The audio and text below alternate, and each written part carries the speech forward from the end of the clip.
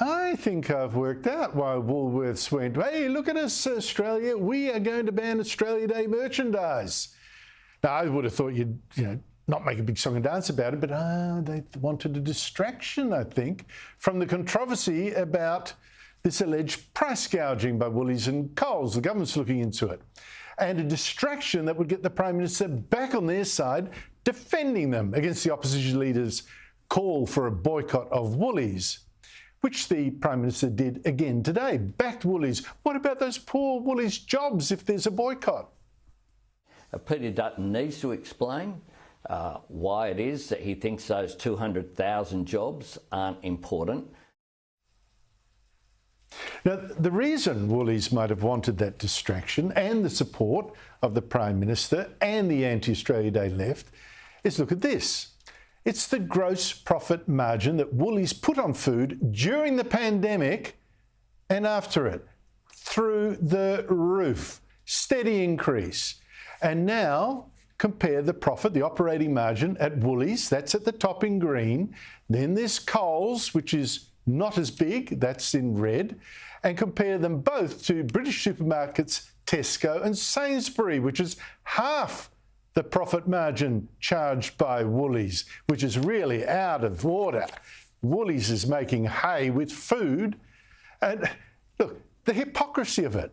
Woolies banning Australia Day merchandise because it says it's out of respect for its customers, which happen to be the customers it is ripping off with its prices for food.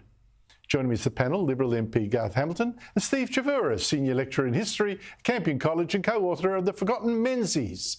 Now, Garth Hamilton, Woolies, are they hypocrites or just being respectful of their customers? Absolutely, they're not being respectful. They're being very disrespectful to the vast majority of Australians who look forward to Australia Day and like to celebrate it. The idea that, pushing this political agenda, and let's be very clear, that's what they're doing, not being respectful. They're pushing a political point of view, and you may well be right. It may be a distraction technique. But, why do they have this? Why do they have the power to be able to distract people like this? It's because of the duopoly that they're in.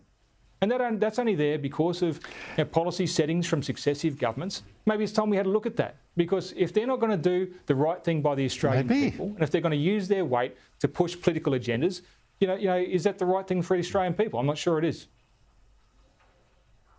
Well, Stephen, the operating profit on sales of food, which is an essential, and the poor pay more of their income, a greater proportion of their income on food than do well-off people.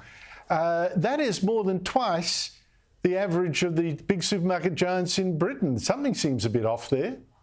Oh, absolutely. And it's not just sort of ordinary Australians who are feeling this. Probably most importantly, farmers are literally walking off the land because major supermarkets, including Woolworths, are so underpaying them that they just can't afford to operate anymore, at least according to the farmers and their representatives. And the last thing Australia needs is for our farmers to be walking off the land. So it's pretty hard to take Woolworths seriously with the idea that it's sort of got some great concern with the Australian public.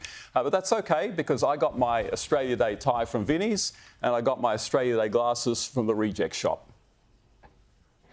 Oh, it's a beautiful, beautiful, Steve. I don't know quite how you see through those sunnies, but there you go. I won't drive in them. Garth Hamilton, better not.